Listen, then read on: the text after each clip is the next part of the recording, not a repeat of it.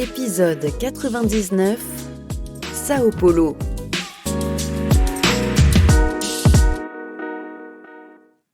Au XVIe siècle, les colons portugais arrivent au Brésil accompagnés de jésuites, une société religieuse catholique ayant pour but de convertir les peuples autochtones au catholicisme.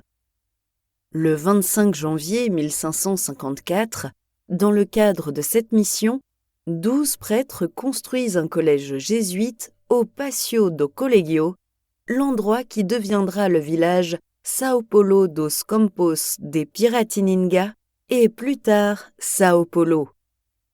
À ses débuts, Sao Paulo était une petite bourgade isolée et pauvre qui subsistait grâce à l'agriculture vivrière.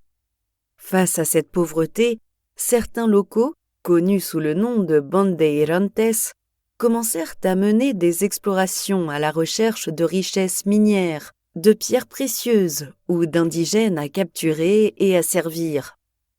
Vers 1690, la découverte d'or dans la région du Minas Gerais, au nord, déclencha une ruée vers l'or et un gain d'attention soudain qui permit à Sao Paulo d'être officiellement élevé au rang de ville en 1711.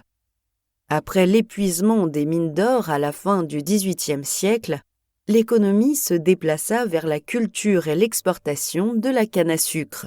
Lors de la déclaration de l'indépendance du Brésil en septembre 1822, Sao Paulo reçut le titre de ville impériale. Son essor n'était alors plus uniquement économique, mais aussi culturel et politique.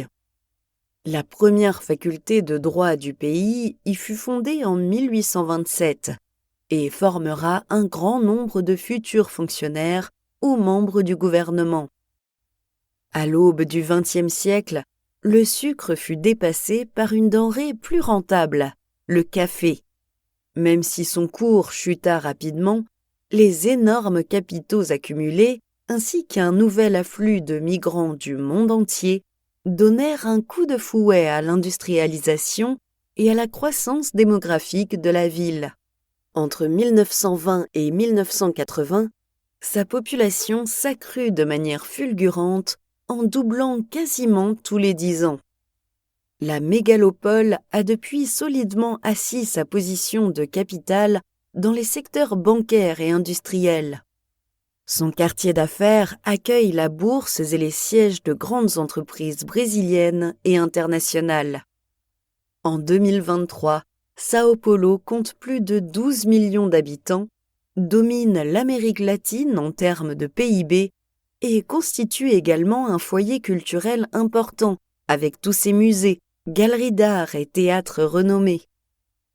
Toutefois, malgré son histoire fascinante, sa culture vibrante et sa prospérité, Sao Paulo reste, à l'image du Brésil, pleine de contrastes et de défis à relever, comme la congestion urbaine, la criminalité, les inégalités sociales et la pollution.